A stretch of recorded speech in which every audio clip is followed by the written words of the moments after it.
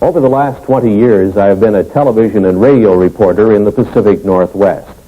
And during that period of time, I have passed along to the public hundreds of news stories from all portions of the world about the UFOs, the unidentified flying objects, the flying saucers. I have seen UFOs, but in all of those news stories, I've detected one missing fact, one incredible, glaring omission. Not one world public agency or scientific group has even offered a partial solution to this most amazing mystery of all time.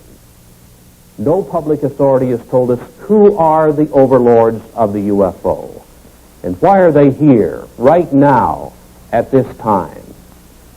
There is no Air Force defending any portion of this planet that can truthfully deny that the following documented incidents did take place and that similar incidents are taking place almost every day somewhere in the world. In the southeastern United States, military aircraft have disappeared, and UFOs have been connected with those disappearances. Near Pascagoula, Mississippi, 2 shipyard workers were taken aboard a UFO and given physical examinations. In 1976, in Kentucky, 3 women were taken aboard a UFO and terrorized while the humanoid crewman of the UFO gave them physical examinations. In Wyoming, in 1975, an oil exploration foreman, while elk hunting, was picked up by a UFO along with the elk and was medically examined and returned to the elk hunting area by the UFO crewman. In Arizona in 1975, while working in open country, Travis Walton was zapped away for 5 days and kept aboard a UFO. A few weeks previously, near Alamogordo, New Mexico, a member of the U.S. military was examined by the humanoid crewman of a UFO. Rather than reveal that fact, the U.S. military found duty for Staff Sergeant Charles L. Moody in Western Europe. Before the kidnappers of the UFO, humans seemed helpless. The largest circulation newspaper in the United States offers a $1 million reward for decisive UFO information. According to UFO contactees, this is what a UFO humanoid crewman looks like. This is the best UFO photograph in the world. The military took it years ago, and kept it secret. NASA reveals its UFO policy. NASA astronauts have seen UFOs. You learn for the first time what the Air Force Academy teaches its cadet officers about the reality of the UFO. You learn UFO fact, not science fiction. In a surprise ending, you'll see the answers to this incredible worldwide UFO mystery. The origin of the alien intelligences who are the overlords of the UFO.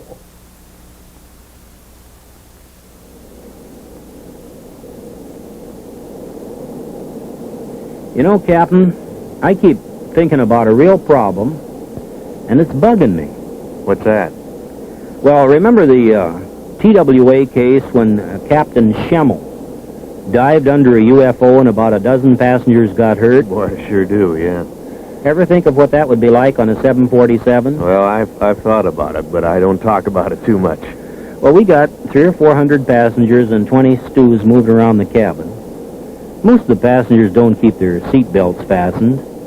Now, if a big UFO came on a collision course, and with a 747 cruising at over 600 miles an hour, we'd have just a couple of seconds to take an evasive action of some sort, a dive or a zoom.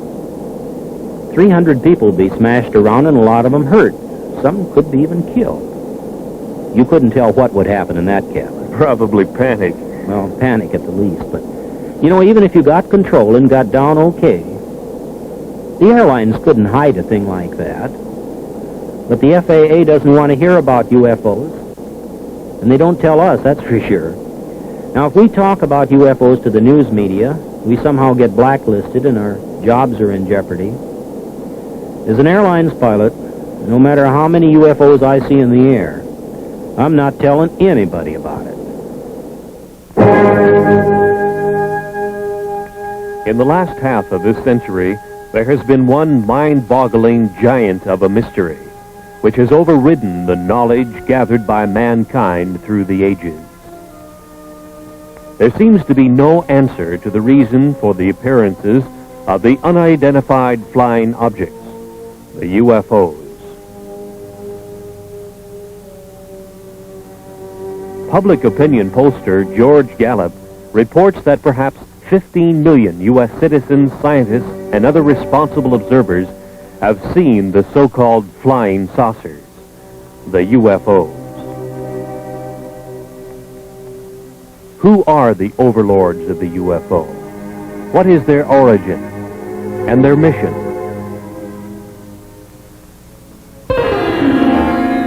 On July 31st, 1952, in the Italian Alps north of Milan, engineer Gianpietro Mangusi took these pictures of the landing of a UFO on the rough ice of the Churchill Glacier.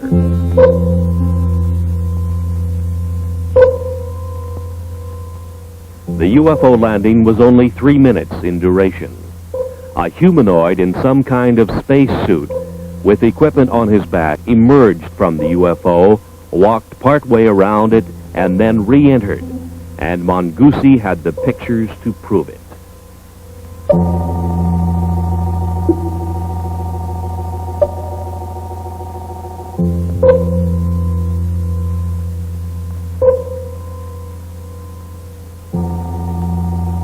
Verification of the origin of these photographs was made for the producers of this motion picture by a Swiss researcher and niece of psychiatrist Dr. Carl Gustav Jung, Miss Lou Zinstag. Since that time, world newspapers have made note of UFO stories in all degrees, from casual mention to news of an all-out UFO invasion. The mental health of UFO observers was questioned. From 1951, another photograph of a UFO from Riverside, California, showing the very significant bell-shaped configuration with 3 spheres projecting from its underside. This is the most familiar type of UFO and has been seen and photographed worldwide by UFO researchers. Who are the alien intelligences behind this type of space travel device? Are the UFOs friend or foe?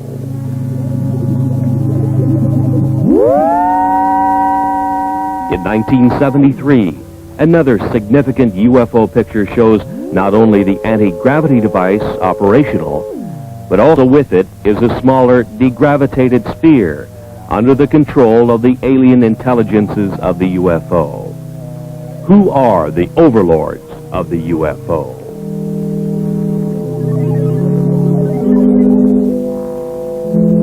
In the Mediterranean, on a Sicilian beach, two small UFOs in the act of materialization from another dimension are observed by excited local citizens.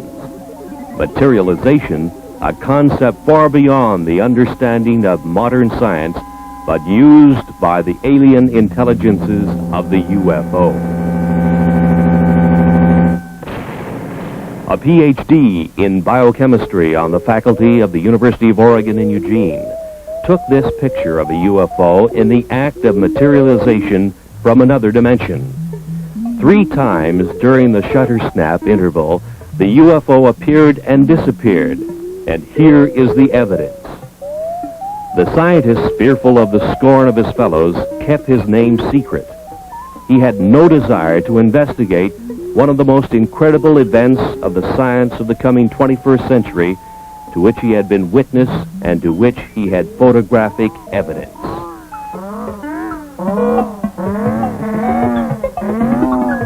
Kidnappings have occurred of military jets, people, and automobiles full of people. The military is helpless, and so are the police departments of the world. Where is the origin of the UFOs? UFO Quebec carried this sketch of a UFO humanoid crewman with a map of the star system in the vicinity of Zeta Reticuli, many light years away. This was indicated to UFO contactees Betty and Barney Hill. Is it truth, or is it a cover-up story? 2 UFOs over San Francisco, similar to UFO surveillance stories and photographs to come from every major city in the world. Iron Curtain scientists have stated publicly their feeling not only that UFOs are real, but that they have the same type of experiences which match those published in the Western world. We now reveal the facts of the UFO which couldn't be kept secret. The planet's most incredible unsolved mystery. Despite the cover-up efforts of world governments, a world silenced by fear, and a helpless world military, private scientific investigators all over the planet have contributed the UFO evidence which we now reveal. The UFO, the secret that couldn't be kept, that can no longer be covered up. Mount Rainier in the state of Washington was the area where private pilot businessman Ken Arnold, flying back to his Idaho home, first saw 9 disc-like flying objects on the sunny afternoon of 24 June 1947. They were moving at 1,500 miles an hour, a speed far exceeding anything we could put into the air at the time. When he landed his airplane at Pendleton, Oregon, he reported the sighting of inverted saucers moving at incredible speed. The next day, on the radio news broadcasts and in the newspapers, the story sensationalized the term flying saucers. The previous summer of 1946, a member of the U.S. military encountered a giant UFO in a near-miss aerial situation, and the Air Force kept the threat to air safety secret.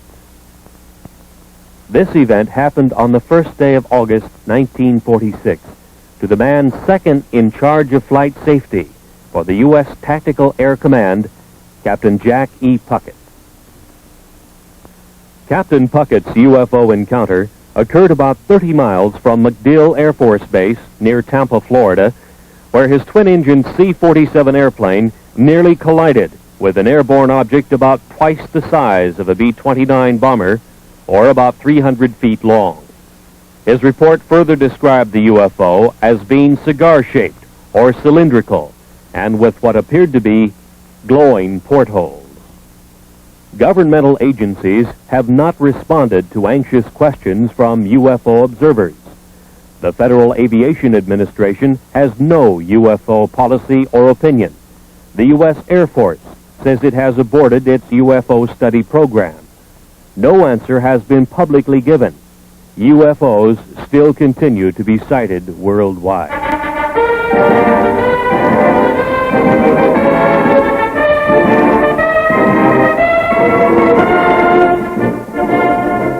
At the U.S. Air Force Academy in Colorado Springs, the cadets in training will become the officers who will police our airspace for the next crucial decade.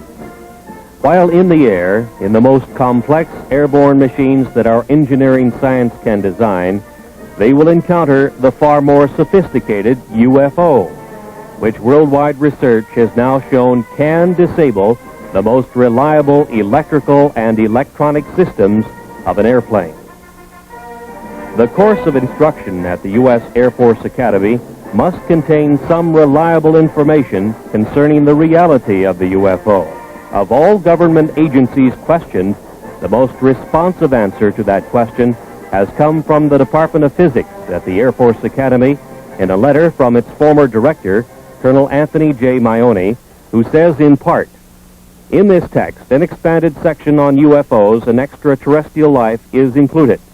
The section attempts to provide a hopefully unbiased summary of UFO information and concludes, the best thing to do is to keep an open and skeptical mind and not take an extreme position on any side of the question." To further expand on the background we hope our graduates will have, we invited and had Dr. Stanton Friedman visit with us last April. During his visit, he presented 2 large audience lectures and 2 seminars, essentially in support of his subject, Flying Saucers Are Real. I hope you gather that we do make a continuing and real effort to provide our students with all views of current topics. They are expected to come to their own mature conclusions based upon the broadest foundation of knowledge and information that we can provide. Yours truly, Anthony J. Maione, Colonel, United States Air Force, Professor and Head of the Department of Physics. He tells of the text, Introductory Space Science, and reveals exactly what the cadets at the Academy are being taught about UFOs today.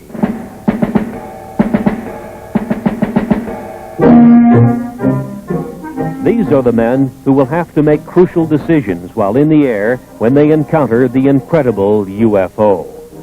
In the past, officers of the air forces of the world were given no instruction or any preparation whatsoever for this mind-chilling experience when they meet the spacecraft of the overlords of the UFO face to face. Nor have our astronauts been given proper instruction.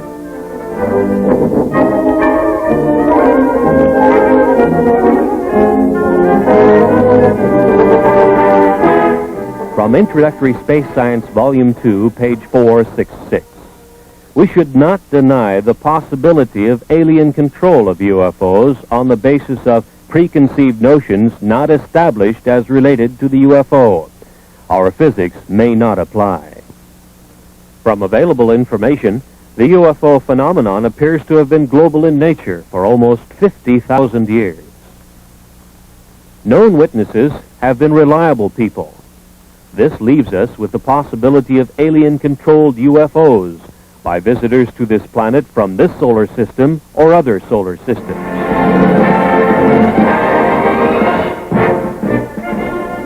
The existence of at least 3 or possibly 4 different groups of aliens, possibly at different stages of development, which implies the existence of intelligent life on the planets in our solar system, or a surprisingly strong interest in Earth by members of other solar systems, the Air Force Academy text admonishes its officers in training to keep an open mind on the baffling subject of unidentified flying objects.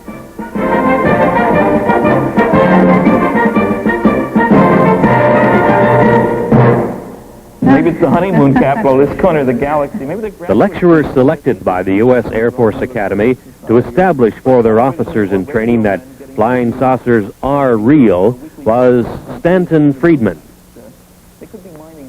He had been appearing on the lecture circuit in various U.S. colleges as a UFO analyst with a high level of scientific training. keeping Friedman's tabs. academic background includes a bachelor's and master's degree in nuclear physics from the University of Chicago. His employment background included much high-level work in space science in the area of fusion rocket research and nuclear-powered aircraft. He was 14 years with such aerospace contractors as TRW Systems, Westinghouse, and General Electric. He says UFOs are the most challenging scientific problem of this or any other age. He made the following statements in public in Seattle, Washington, the home of one of the world's largest aerospace manufacturers, Boeing. The government has never really said what it's been credited as saying, that there are no flying saucers. They really word their press releases very carefully. The press takes it that last step. I think every government in the world has three major problems along these lines with regard to UFOs. One, they'd like themselves to figure out how it works, because it makes a great weapons delivery system. It makes anything we're flying look pretty naive by comparison. Two, you'd want to make sure that the other guy doesn't figure out how to duplicate their behavior, because then you have a defense problem. If he's got something that flies like these things, we got a problem because we can't handle it. And three, perhaps most important, a kind of philosophical political problem. As soon as it becomes obvious to the people on the planet and widely accepted that flying saucers are real and from off the Earth, there's going to be a push for a view of man as earthlings. The people on this planet, instead of I'm an American or Russian or Chinese, I'm an earthling. There is no government that wants its citizens to owe their primary allegiance to the planet as opposed to the country. Nobody wants to give up their power. And you know, all these jokes about take me to your leader, that's wishful thinking. What's funny about those is that there is no leader to be taken to. There's nobody who speaks for planet Earth. So there are enormous political problems with anybody saying, yes, there's somebody out there and he's coming here and he doesn't want to talk to me as a representative of the planet. How do we choose who speaks for the planet? I don't know.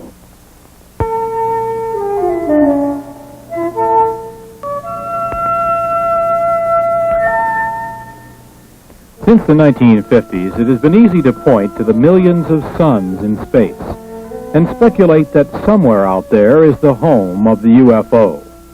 That UFOs are spacecraft from some other Earth, orbiting some other sun, just like ours. From a visible sun in the visible universe. Perhaps so, perhaps not. But the UFOs could also be from an invisible dimension, in the invisible portion of the universe, which our science cannot easily detect. Perhaps one or possibly both of these concepts will one day be the explanation of the origin of the UFO. The Air Force Academy text on space science concedes that 2, 3, or even 4 levels of alien intelligences might be involved.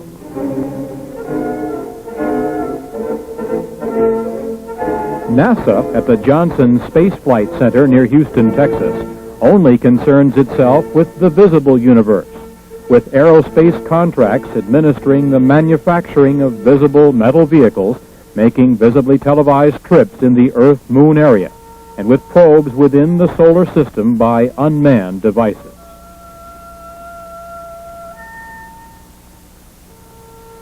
NASA astronauts in their Skylab make a track across the nighttime sky, lit by millions of suns. The activities of the astronauts are minutely planned and carried out, but the framework is that of Earth science as we understand and engineer its applications. There seems little room for productive scientific speculation, perhaps because of the $38 billion NASA space budget, which is highly criticized in many quarters.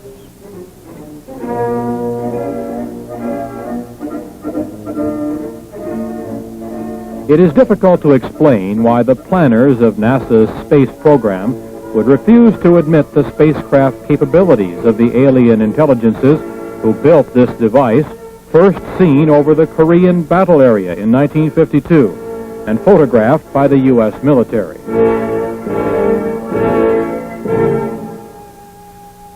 This picture was available to NASA.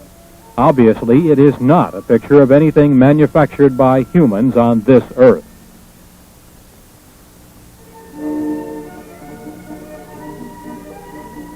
It was classified then and now as an unidentified flying object, a UFO. Can we now identify it? Is this actual photographic evidence that proves that alien intelligences use a spacecraft like this to travel from their dimension to our reality? Is a Watergate-type scientific cover-up involved? Let's now examine that possibility.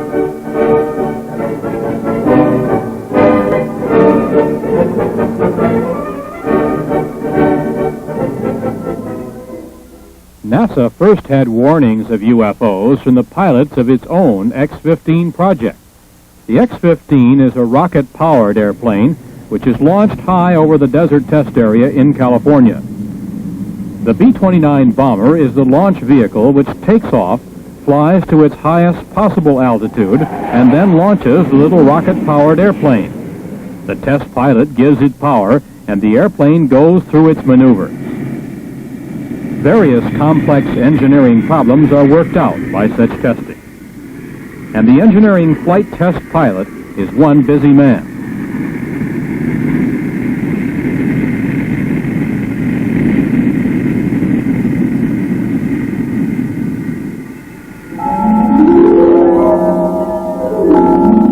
But on May 30th, 1962, test pilot Joe Walton photographed 5 disc-like objects from the X-15 rocket test airplane. The UFOs were very similar to the disc-like objects seen over Mount Rainier 15 years earlier by Ken Arnold. NASA made no public mention of what the discs were, their origin, or any scientific speculation whatsoever about this observance of their X-15 project by intelligences of the UFO. On July 17th of that same year, this time at an altitude of about 58 miles, test pilot Bob White noted that he had UFO company and photographed unexplained objects even closer to his X-15. Across the nation, news headlines state that 26 astronauts have seen and photographed UFOs. The public is puzzled by NASA's silence on the subject. The producers of this motion picture were answered on 2 occasions by high public affairs administrators of NASA, who stated, "It's not in our charter to investigate the UFO."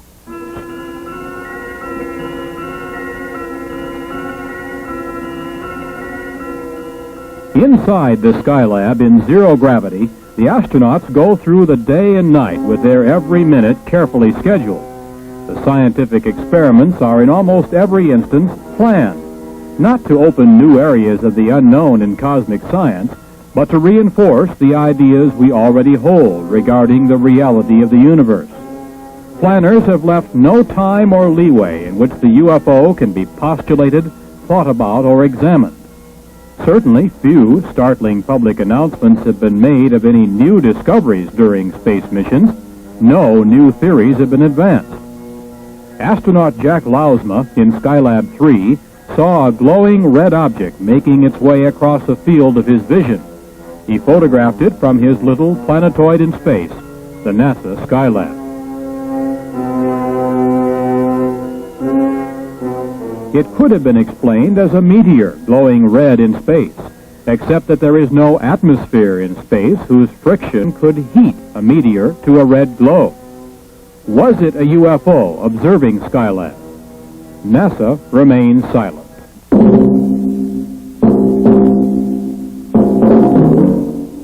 Complex instrument packages such as Explorer 10 vanish in space. Launched on the 25th of March, 1961, it disappeared, although its life expectancy was over 100 years. Perhaps some alien intelligence is examining this complex NASA space device. NORAD cannot find it, and it is not transmitting. It just disappeared.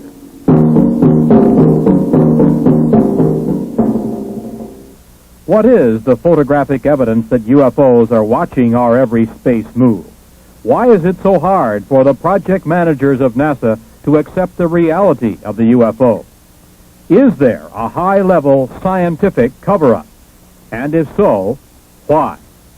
Governments are charged with upholding the law, And no law on Earth is more basic than the law of gravity. No wonder the obvious anti-gravity capability of the UFO makes governments uncomfortable. Bravely, some astronauts have stated that they believe in the reality of the UFO and the capability of the UFO to defy gravity while our giant rockets consume enormous amounts of fuel, putting a simple space capsule or Skylab in orbit. In the dark blue of space, in silence orbiting the Earth, the Skylab is the planetoid home of its crew. The crew is like the NASA test pilots in the X-15, busily occupied and concerned with the scientific work outlined for them by their NASA masters. Life support in Earth orbit is a scientific victory in itself and a major achievement for Earthlings. But outside alien intelligences are again observing the progress of man from Earth. 2 UFOs are photographed by an astronaut during a spacewalk. The hatch is open. The astronaut is working his problem. Again, 2 UFOs flit by. Just moving lights, something that could be easily ignored unless we obtained other pictures and other explanations. Actual pictures which could identify the UFO as a solid object with a mission and under intelligent control. One of the most remarkable instances of UFO photography took place in 1968, here above the Boeing Space Laboratory, south of Renton, Washington. Several photographs were taken of a UFO by then 14-year-old Scott Silty. It showed its anti-gravity capabilities as it hovered over the center in 2 locations. His efforts produced probably the only detailed shots of a UFO materializing to show configuration and portholes. His junior high school instructor, Jim Holmes, was given the negatives to develop. Holmes, he didn't know what to expect, but became a believer when he saw what the young Silty had apparently captured on film. When they came in that morning and they said, hey, we got the pictures we were talking about, naturally, you know, junior high students, you're a little bit reluctant to believe everything they say. But then, you know, as things proceeded, what happened was I developed the pictures, and we know the results now. What is your impression of what that object is?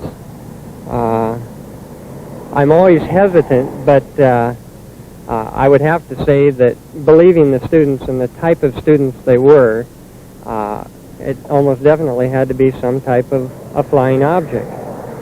Right out there. Right.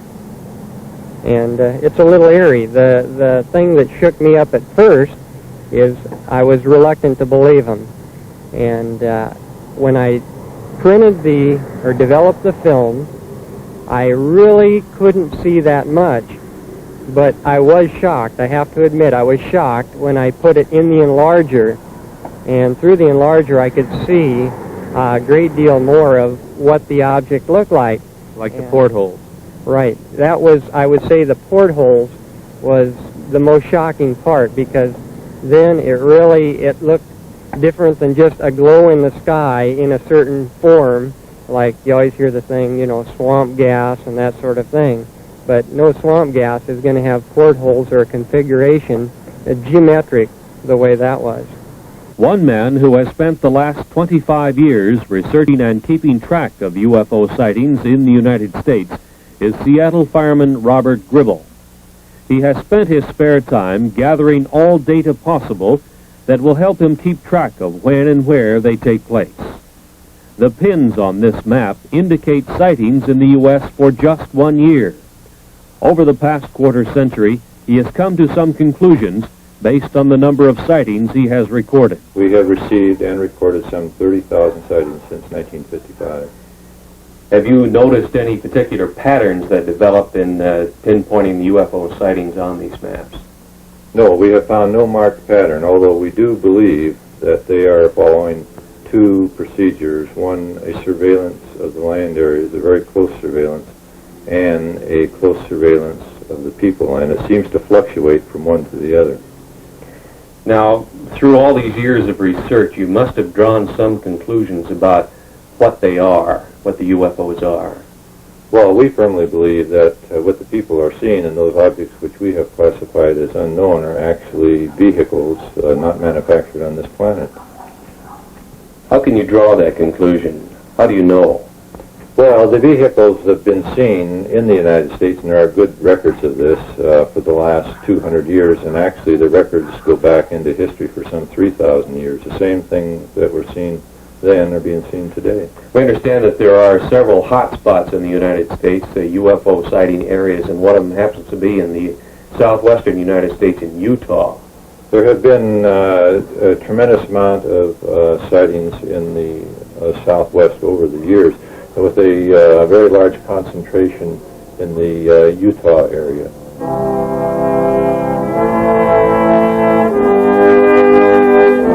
The Canadian UFO Report was one of the initial UFO publications to headline the story of the possibility that much of the early Mormon history tells of a contact with an alien intelligence, the angel Moroni.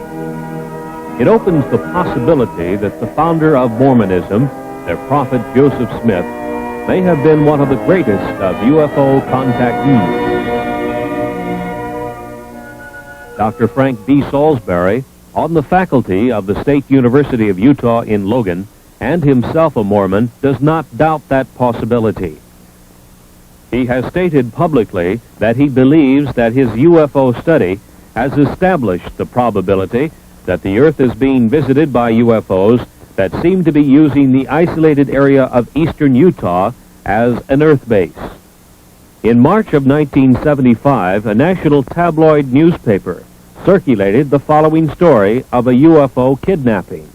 The producers of this motion picture interviewed Carl Higdon, who furnished the artist's conception of the android crewman from the UFO who kidnapped him and took him aboard the UFO to elsewhere. Higdon was given a physical examination in a tower by a huge TV-like eye, rejected, and was returned to the elk hunting area in Wyoming, where he was picked up. While on his 8-hour UFO trip, he encountered a teenage boy, 2 young girls, and a man in his 60s, also guests of the UFO intelligences. Upon his return, he suffered radiation symptoms with itching skin and burning eyes. Area Sheriff Ogburn and his deputy Ed Tierney investigated the incident. So did Dr. Leo Sprinkle of the University of Wyoming, who gives us this professional opinion as to the truth of this verified UFO kidnapping. To whom it may concern, my impression of Carl Higdon is that he's a man of integrity with average education, but a keen sense of curiosity about the world around him. He's an outdoors man and seems to have developed good skills of estimating size and distance. Although the sighting of a single UFO witness often is difficult to evaluate, the indirect evidence supports the tentative conclusion that Carl Higdon is reporting sincerely the events that he experienced. Hopefully, further statements from other persons can be obtained to support the basic statement. Respectfully submitted by R. Leo Sprinkle, Ph.D., the University of Wyoming in Laramie. UFO traffic in the Rocky Mountain area of Utah, Arizona, and New Mexico reached a high level in the November, December, and January period of 1975 and 76, with police departments reporting large cigar-shaped UFOs and other UFO types of spacecraft hovering for days at a time over cities in this area.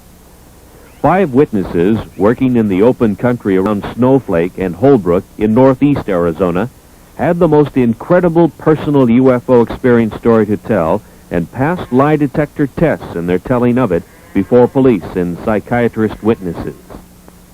22-year-old Travis Walton suddenly disappeared one morning as the group was working in the open country. Dwayne Smith, Kenneth Peterson, Alan Dalis, Mike Rogers, and John Golette were involved in the significant UFO kidnapping incident in which a greenish blue light originating from a UFO overhead zapped Travis Walton into an invisible dimension from which he returned 5 days later. His brother tells of the incident.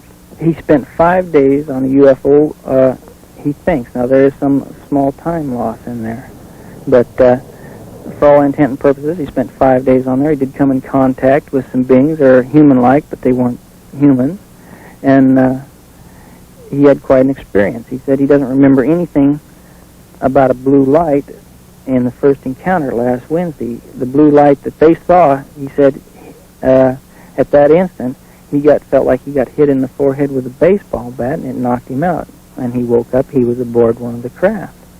And they never spoke to him. They led him around by the hand. They wouldn't talk to him. They showed him this and that, and when they let him off, he woke up. Did he say they were friendly creatures? Smiled all the time, friendly, never harmed him. They were just as nice as they could be, but there was a total lack of communication, either verbal or mental. And he said that's what made him so upset, that he couldn't speak with them. That's what he was very, very disgusted about that, nervous and just plain disgust, the chance of a lifetime, and they wouldn't cooperate. Obviously, Dwayne, you know your own brother probably better than anybody else. Do you believe the story? I've never seen him play a practical joke in his adult life. A psychiatrist tells of his examination of Travis. Our conclusion, which is absolute, is that this young man is not lying. There's no collusion involved, no attempted hoax or collusion with the family or anyone else. There's a rumor around that there's contracts. There are no such contracts. No motivation for a lie. Any possibility of lying or hoax as you see it? None whatsoever. As we have indicated, UFOs can create a tremendous spatial energy flow. One of the most startling examples of that occurred several years ago on Vashon Island, which is located in the Pacific Northwest in Puget Sound, not far from Seattle, Washington. It was near the tiny town of Vashon that several UFO sightings had taken place in the late 1960s. So the fact that local residents had seen such phenomena was not startling. But the fact surrounding one of the incidents was unusual, to say the least. So it was out in that area? On the night of the 19th of February, 1968, Detective Lieutenant Terry Ullman was dispatched to an old gravel pit area west of town. Some young people had seen a UFO, and the King County Sheriff's Office was sent to investigate. The temperature was 50 degrees. Ullman tells of what he saw. Well, there was a lot of ice. It really had no reason to actually be there. It wasn't that cold out. And did it have a certain consistency or something unusual about it? Well, it was 1.5 inches thick and was rather milky and bubble. Mm-hmm. And what was the impression that you had, or why did you have the impression that it was some strange phenomenon that created this? Well, I can't be sure about that, except it was entirely too warm out to have ice like that. One of the other officers had responded to a UFO call at that same location the night before. The UFO energy flow had apparently left a solid sheet of ice as it supercooled the area below the UFO as it took off.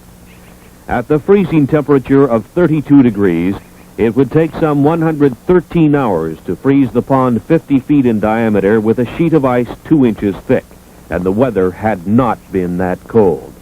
The UFO did it. Because of official concealment, denials, and just plain ordinary bureaucratic cover-up during the 1950s and 60s, many cases of UFOs establishing themselves as a menace to commercial airlines' safety of flight had been concealed. One night, 10 of 85 passengers aboard an American Airlines commercial flight were injured when their pilot, Captain Ed Bachner, took evasive action to avoid a UFO encounter.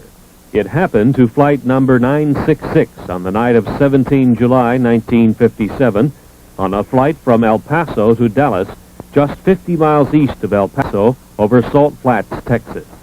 The UFO continued along the Gulf Coast to Gulfport, Mississippi, where it turned north. Traffic control radar tracked the UFO, and the military was alerted. In the vicinity of Meridian, Mississippi, the Wing Intelligence RB-47 electronic surveillance airplane tuned in the UFO's emission on its ALA-5 pulse analyzer. As it moved west toward Dallas, Texas, the pulse train of the UFO was analyzed as having a 3,000 megacycle envelope, a duration of 2 millionths of a second, and a repetition rate of 600 times a second. This was identifiable electromagnetic emission from a UFO, which was also being tracked by military and Federal Aviation Agency radar. The UFO circled Dallas and Fort Worth, Texas, and headed north to Oklahoma City, and continued its track north, followed by the Wing Intelligence electronic surveillance aircraft. This was continued until the U.S. Air Force plane was to run low on fuel near Forbes Air Force Base. At 1:45 on the morning of April 3rd, 1975, some 20 or more law enforcement officers in 5 North Carolina counties pursued a bright, glowing, unidentified alien spacecraft. Newspaper headlines told of a major incident which was, in effect, kept secret from the rest of the nation. Newspapers, radio, and television all over the world remained silent on the stories because wire service editors did nothing to emphasize their significance.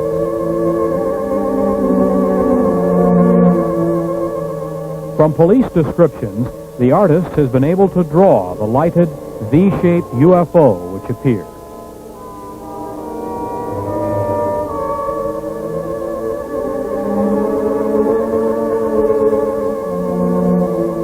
No responsible agency gave to the public any scientifically supported explanation of the origin or mission of the alien space travel device.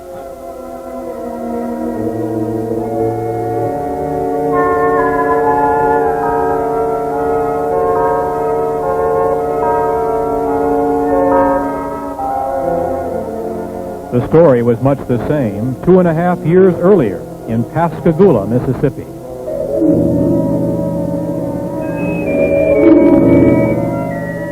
The Pascagoula Press first headlined the story October 12, 1973, and told the nation about 2 shipyard workers, Calvin Parker and Charles Hickson, who had their fishing trip interrupted by a glowing, blue-lighted UFO which landed near them.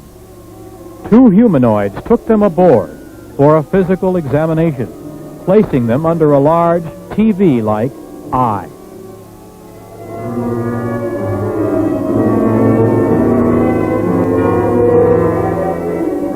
Scientists were quoted as saying that the UFO report was true.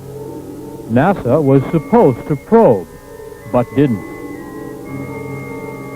Federal agencies were asked to investigate, but didn't.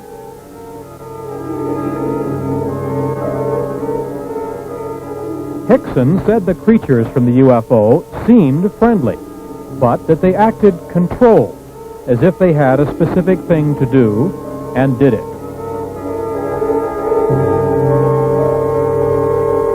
They were about 5 feet high, pale and ghost-like, with crab-like hands and rounded feet. As Hickson and Parker were taken aboard, they suddenly began to float on air, became weightless, and totally helpless.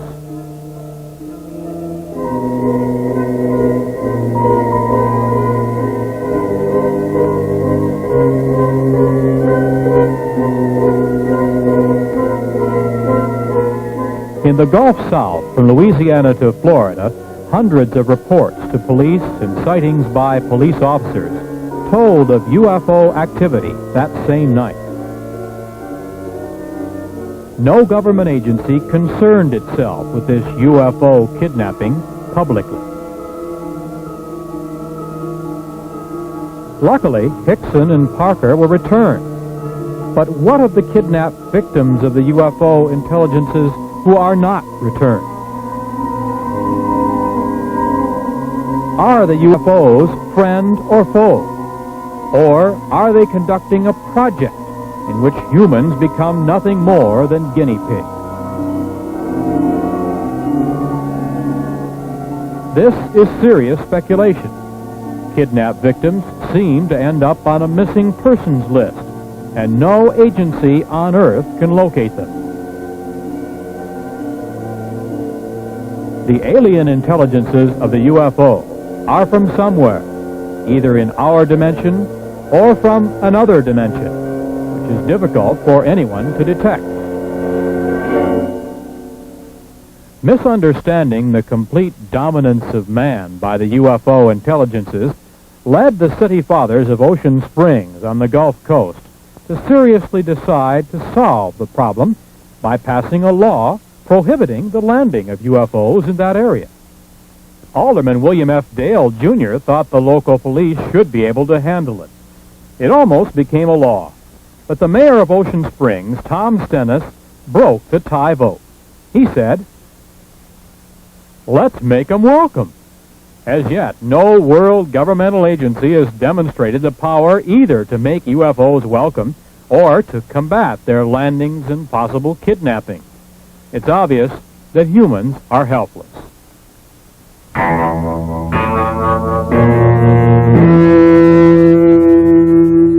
Since 1966, the very competent scientific analysts of the British publication The Flying Saucer Review have been assembling all available information about alien intelligences who have made repeated UFO landings in the high Pyrenees Mountains between France and Spain. So have the defense authorities of both nations. The UMO intelligences claim they come from what we know as Star System Wolf 424, some 14.6 light years from Earth, 90 trillion miles. Near their home planet, their UFO space travel device enters a black hole in space. A giant energy whirlpool vortex which hurls their spacecraft into another dimension in which time hardly exists. From this, they emerge into our dimension, into our solar system, and proceed to their expeditionary target, Earth.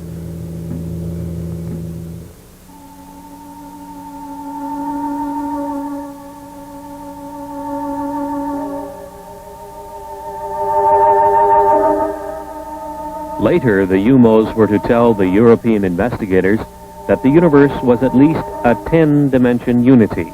Perhaps even more, they were not certain. But they knew of and used at least 10 dimensions of reality. Each reality was separate from each of the others. Each of the 10 realities had its own rules of energy manipulation. Even though there were 10 dimensions which were open to space travel, reckless energy misuse in one dimension can disturb the cosmic unity of another dimension and its inhabitants. Telepathy is used to receive knowledge during space travel. The mind, said the UMOs in the quiet areas of space, is especially open to pure cosmic knowledge received by telepathy. Any mentality can receive and benefit from knowledge received by telepathy. The more telepathic ability is exercised, the more valuable it becomes, the UMOs learned, as they learned many of the high scientific secrets of the solar systems they traveled through in their space exploration projects. Target Earth was to be another of their cosmic projects. The UMOs first learned of the planet Earth, with inhabitants of some intelligence, in the Earth year 1950. They landed and left 8 of their males and females in the area which had high mountains between France and Spain. Since that time, they have studied the new planet and the method of mental understanding used by its inhabitants. They found Earth science could not account for cosmic beings like themselves.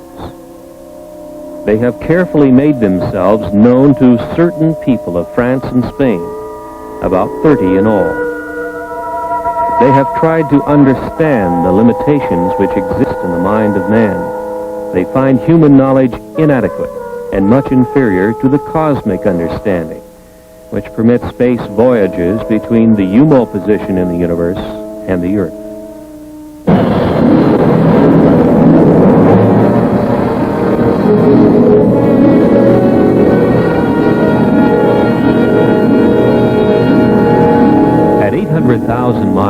Jupiter looks to the Earth-developed eye like this. To the UMO, perhaps different. Jupiter's moon, Ganymede, is some 8,000 miles away and moves in its orbit. Its diameter, 3,000 miles. The UMO intelligences took a heat measurement of the Jupiter hotspot. They compared the measurements to that of the surface of their sun and found it about the same. The other Jupiter moons were identified: Europa, Amalthea, Callisto, as they were named by Earth astronomers.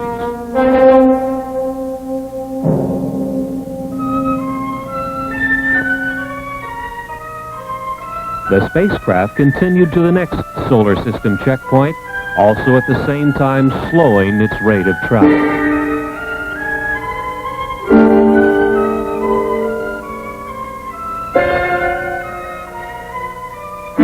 Saturn was identified with its strange moon, Titan. Titan rolled along the equatorial plane of Saturn like a wheel on a road. The UMOs identified its atmosphere, methane. In the vicinity of Saturn, they tuned to the history and the totality of knowledge of the solar system, accumulated since the time the sun was born. Knowledge lost, and knowledge still used, and knowledge to be rediscovered. It was from this Saturn knowledge store that the UMO intelligences learned of humankind's achievements and failures. They learned, too, of the state of development of the plant and animal life and all details of Earth and the other planets. They continued their journey past Saturn, its bright rings shining a dark space blue in the Titan sky.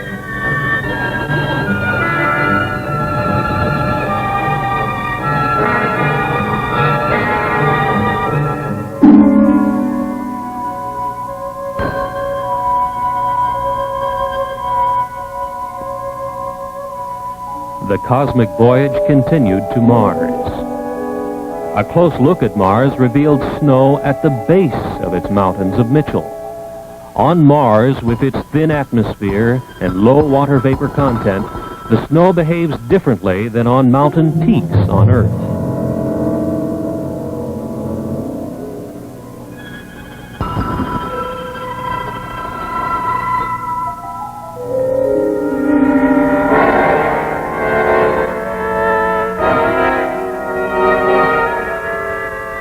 Leaving Mars, they passed scarcely 100 miles from Phobos, one of its two moons. 4,000 miles above the red storm-swept planet, Phobos is a dark clump, only 16 miles in length.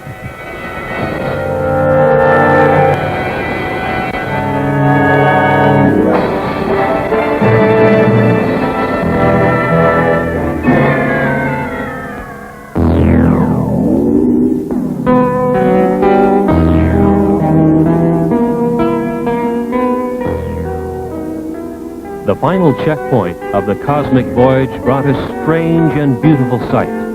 Their project destination, Earth, was eclipsing its own sun, and they passed over the Earth's moon just beneath. They had come nearly 90 trillion miles, 14.6 light years. Elapsed Earth time, just about 7 months.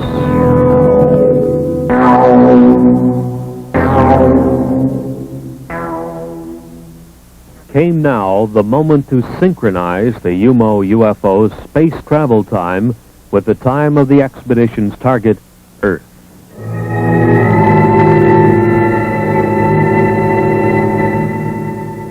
By telepathic means, the UMO alien intelligences claim to have notified some 20 selected Earth people of various responsible backgrounds to expect the UMO UFO. These people lived in Spain.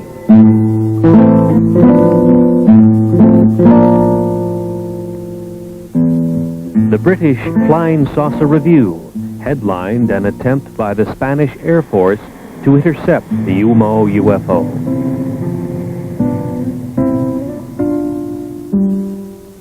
An Andorra radio station employee also noticed the UFO as it neared its destination in the Pyrenees Mountains between France and Spain.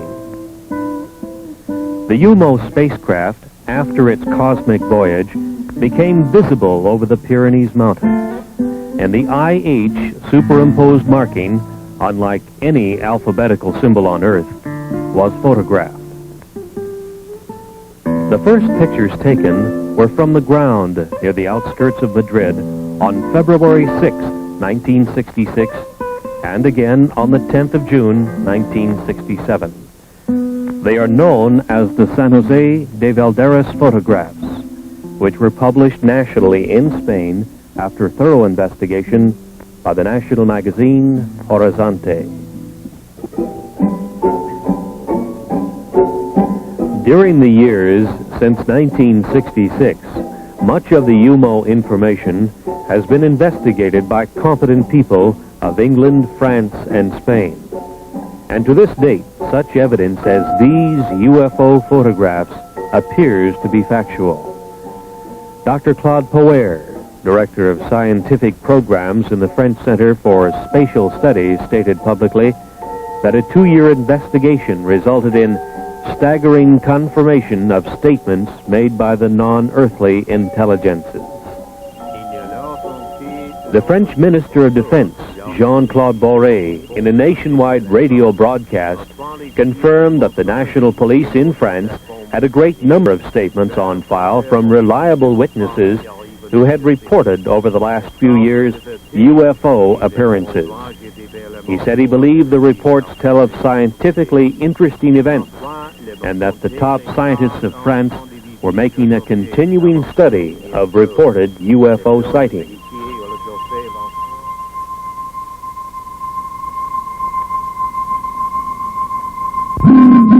From those files comes this photograph of a UFO taken at night as it was tracked across France.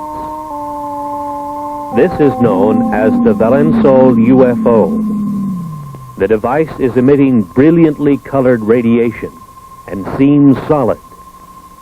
If so, it is obviously capable of defying gravity.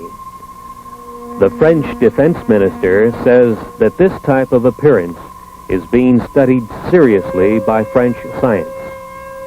Not so in the United States, where even the anti-gravity capability of the UFO is being ignored by official science.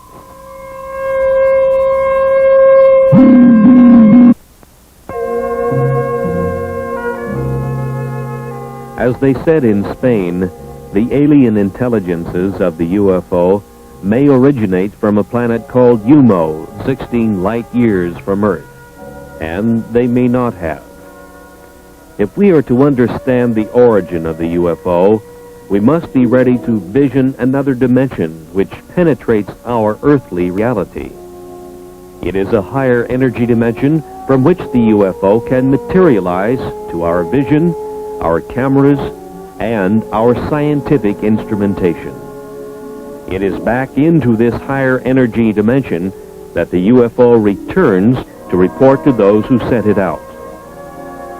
The crew of the UFO is an especially designed robot humanoid which was produced to do its job in both dimensions. Target Earth is a long-time intelligence and sample gathering project of the aliens of the UFO. The incredible energy manipulation which enables UFOs to move between dimensions seems to occur underwater.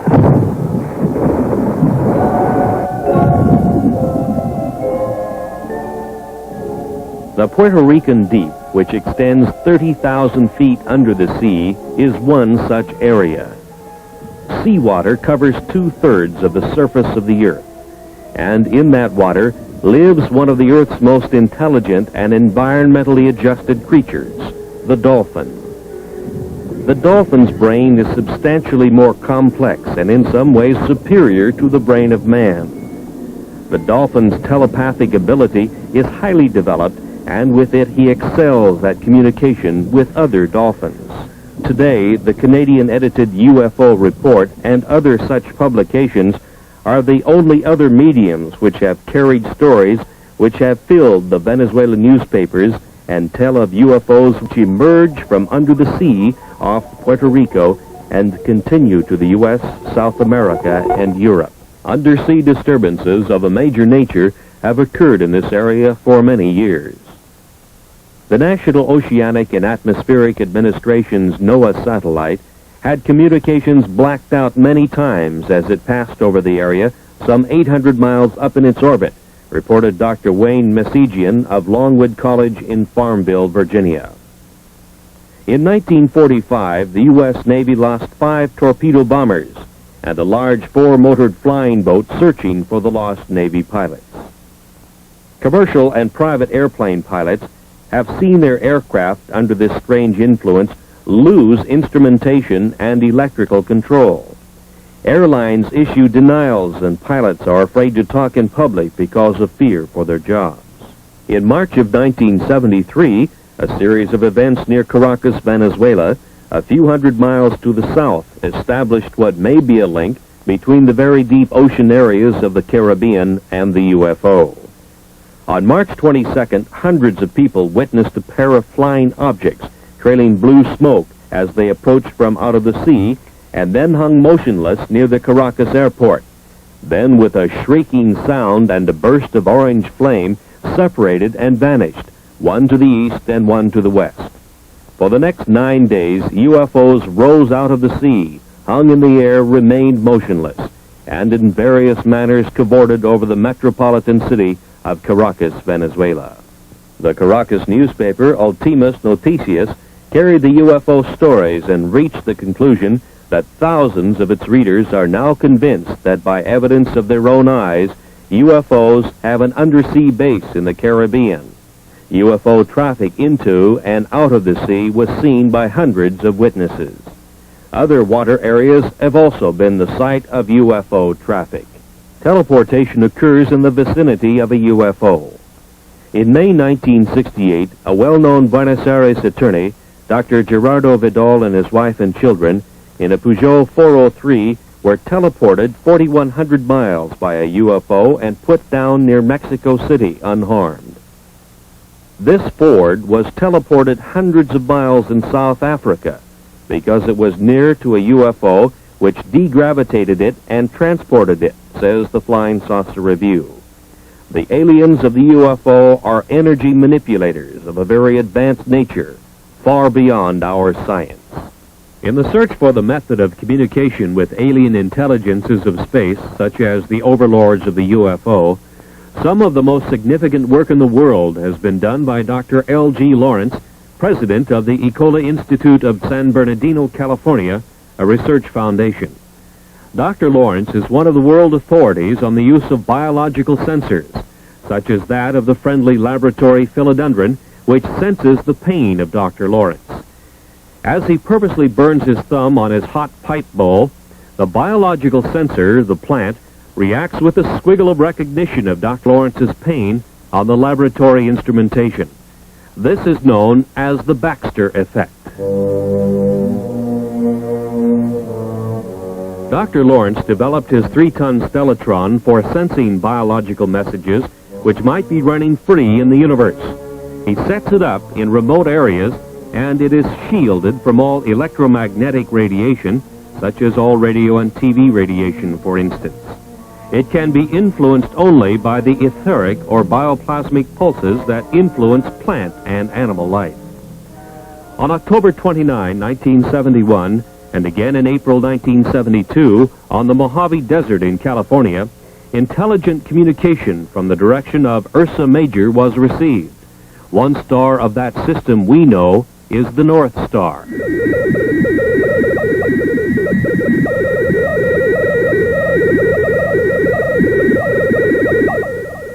The intelligent character of the overall pulse train is implied by the discrete spacing patterns and the repetition of recognizable patterns. Again, for the first time in public, you now hear the modulated signals, a message as yet undeciphered, which originate in outer space. This has been brought to you by special permission of Dr. Lawrence, and it is a scientific first.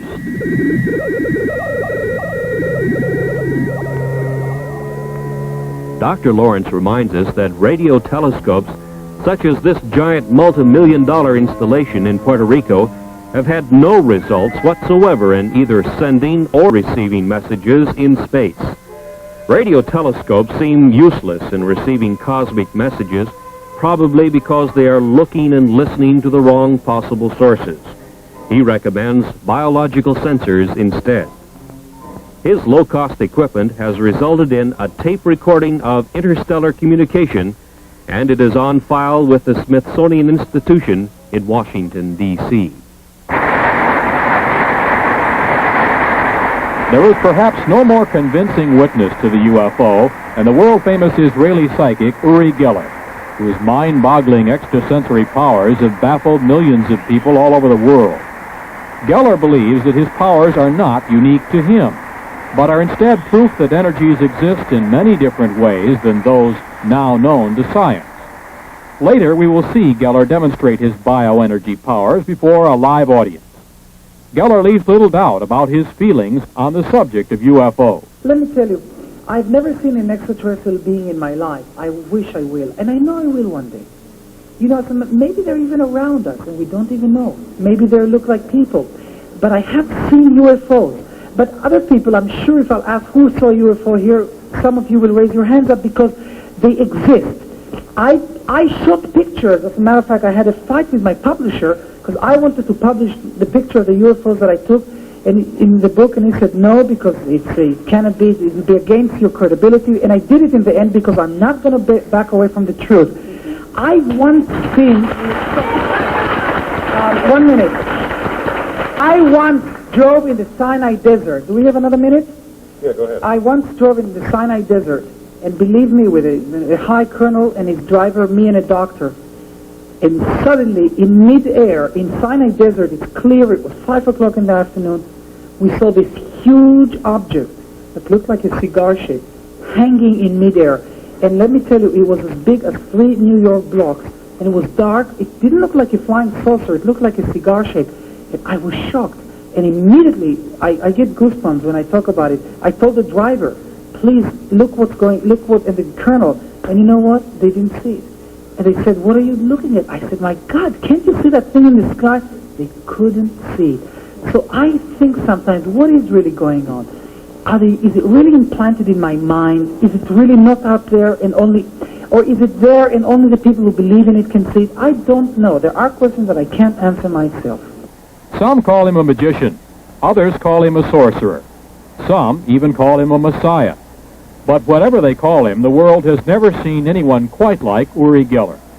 So when Geller recently toured the United States, it was no wonder the crowds turned out to greet him, to witness his powers, and to line up for autographs on the cover of his new book. They stood in line because they had just witnessed an extraordinary sight.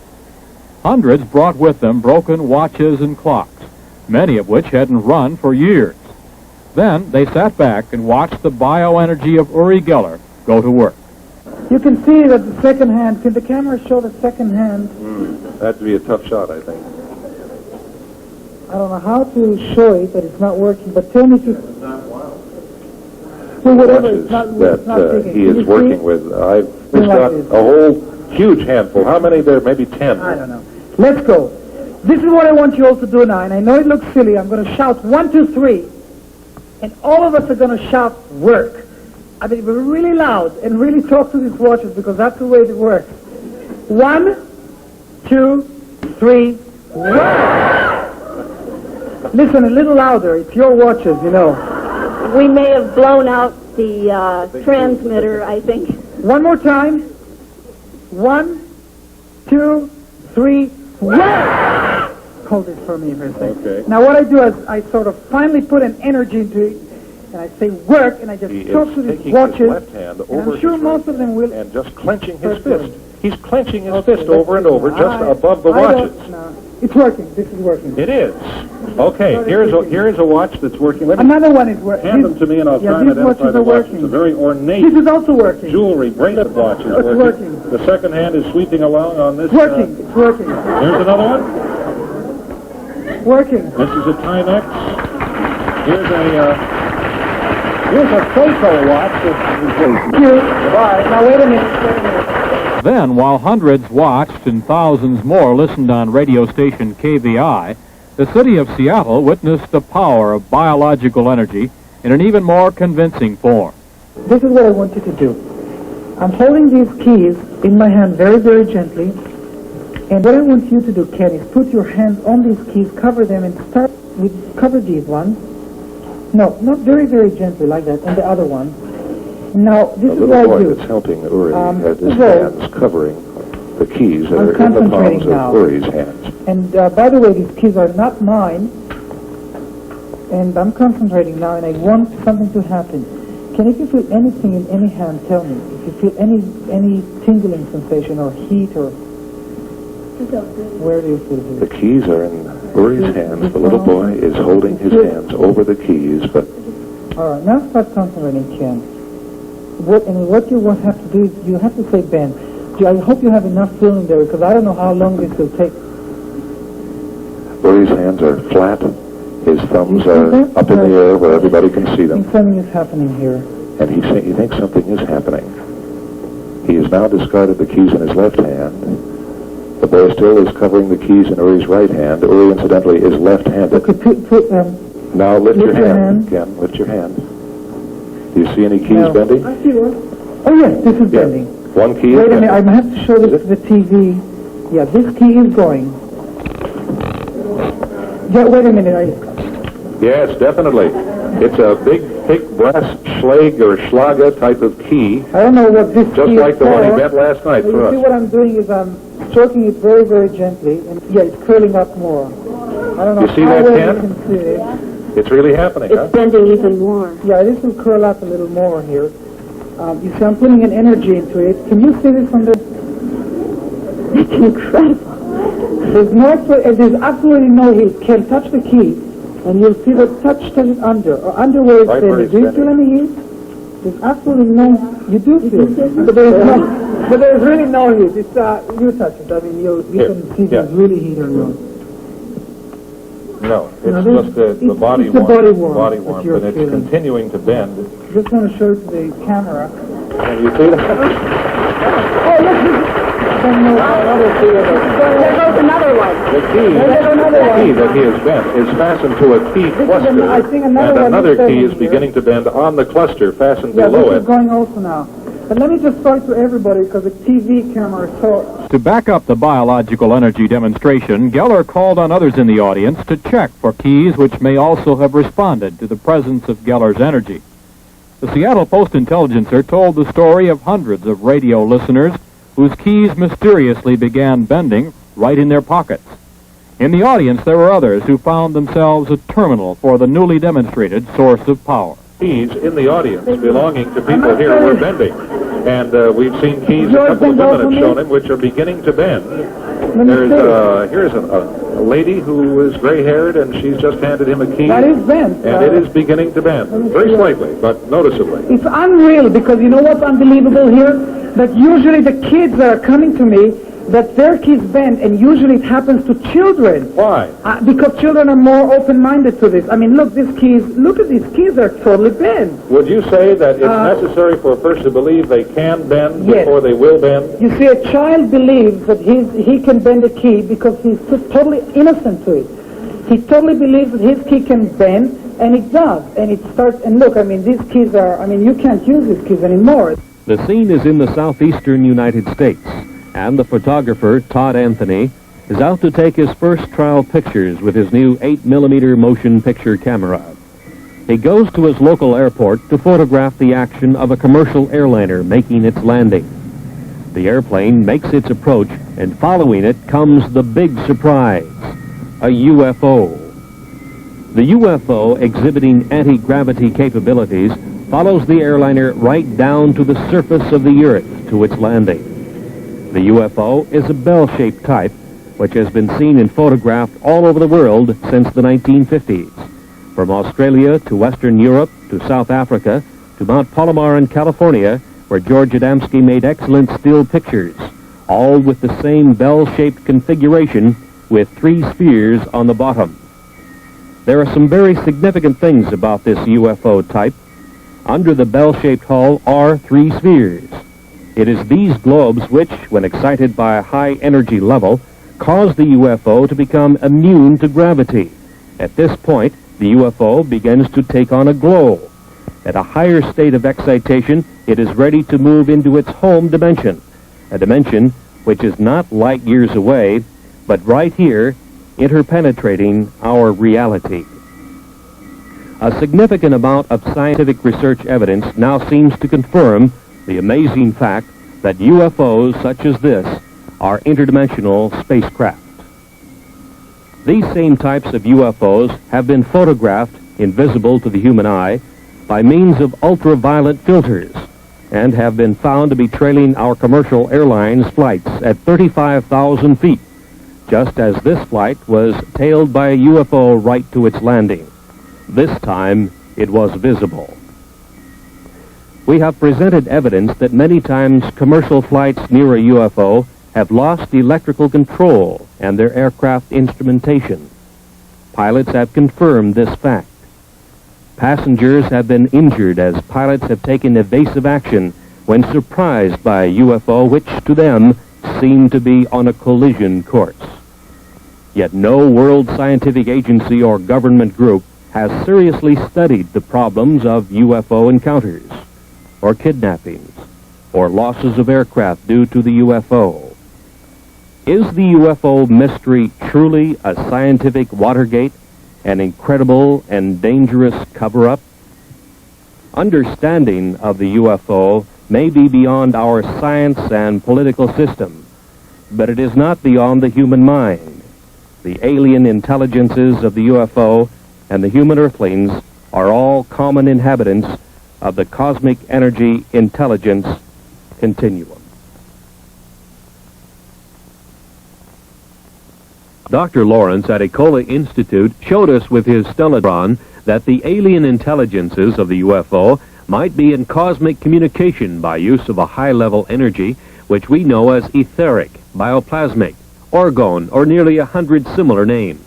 But it is unrecognized in our science and in our civilization, which runs and communicates on the energies of the electromagnetic spectrum. Uri Geller mentally directs his biological energy and that of other people, and they bend metal keys. In the vicinity of UFOs, aircraft lose electrical control and instrumentation, and without doubt their structural integrity is also affected by this energy which bends keys. Other more incredible things are happening. During a single year, for instance, nearly 10,000 head of farmers' livestock have been mutilated in an area from Texas to eastern Oregon and Washington. Police and agricultural scientists alike are helpless. No flying predator exists which mutilates an animal's tender parts or swallows it up completely, leaving behind a bare skeleton. UFOs can be blamed, says the University of Wyoming student newspaper. There is now striking evidence that the cause is not a configurated UFO spacecraft, but what is mistaken for a UFO is something just as new to science. Invisible flying predators, which can be photographed with the aid of an ultraviolet filter 18A and Ectacolor film. This was first accomplished by Trevor James Constable, a UFO researcher for a quarter of a century. Constable, in Southern California, builds equipment which gathers orgone energy, or etheric or biological energy. Years ago, he noted that his energy-gathering devices attracted invisible critters. He also photographed them at 35,000 feet through an ultraviolet filter near a commercial jet. They were invisible to the pilot. This is an artist's drawing by Don Dixon of one of the frames of the research camera's film showing the invisible flying critter. Apparently, the predator sought by farmers and county sheriffs nationwide is the animal killer. The invisible flying predator. There seems no other explanation of what has happened to the thousands of mutilated animals. Once again, a new scientific door is opened, and through it we see invisible animals which can fly by degravitating themselves and which seem to live off the biological energy of other land-bound animals. They may or may not have any connection with the spacecraft UFOs, but it seems they have been mistaken for configurated UFOs with their humanoid crewmen, bound on their separate mission of the study of the Earth's inhabitants by means of kidnappings and sample gathering of Earthman's devices.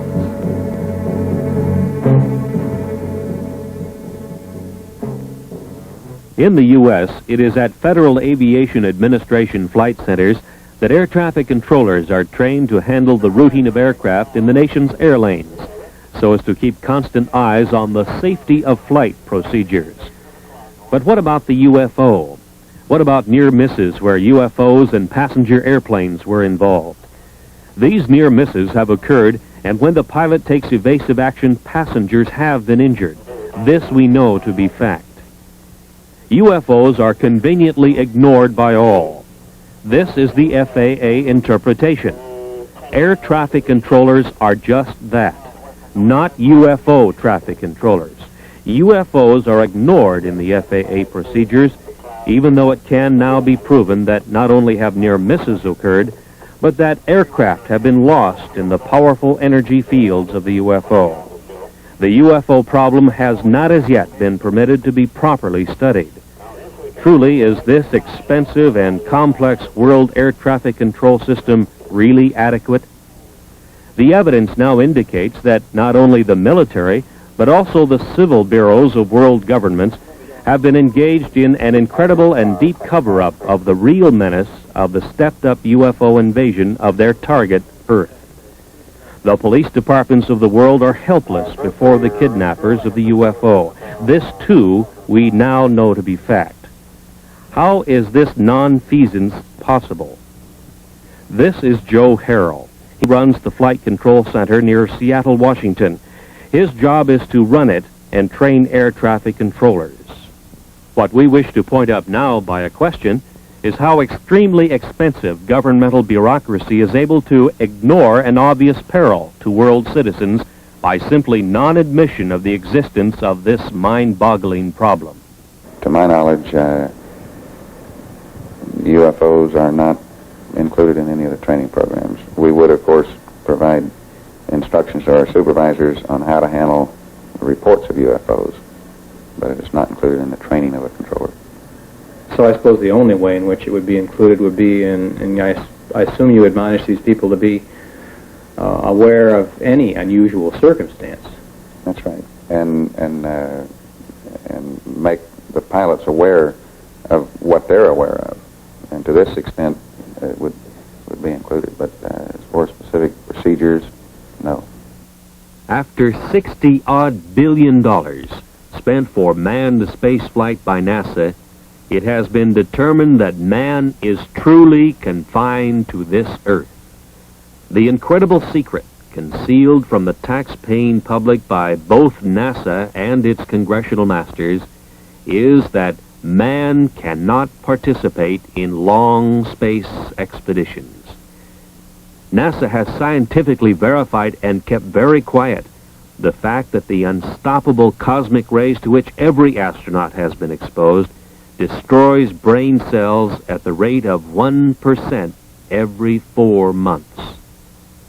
Since the neurons of the adult human brain do not reproduce, a space expedition represents irreparable brain damage and would reduce the crew to idiots in even the 8 years it would take to go to the nearest sun and return. NASA claims that the 13% loss of neurons would equal the brain damage sustained by an alcoholic, but NASA does not allow for increased intensity of cosmic ray bombardment as the astronaut moves in space. NASA must now admit that man cannot travel far in space because of significant brain damage which he will undergo. The main building of a graduate university of advanced study in Switzerland near Basel is Das Gotienum, acclaimed by architectural students and professional architects as being a space shape of striking originality. Das Gotienum was founded in the early 1900s by Dr. Rudolf Steiner, whose philosophy of science deals with the influence of alien cosmic intelligences on the human mind. Dr. Steiner was a highly trained scientist and clairvoyant who could see to a higher etheric energy dimension. He could see a view of cosmic reality which is denied to normal human vision. In some 6,000 lectures attended by the best minds of Europe, he made his observations known to those who would profit from this higher knowledge. This information is now available.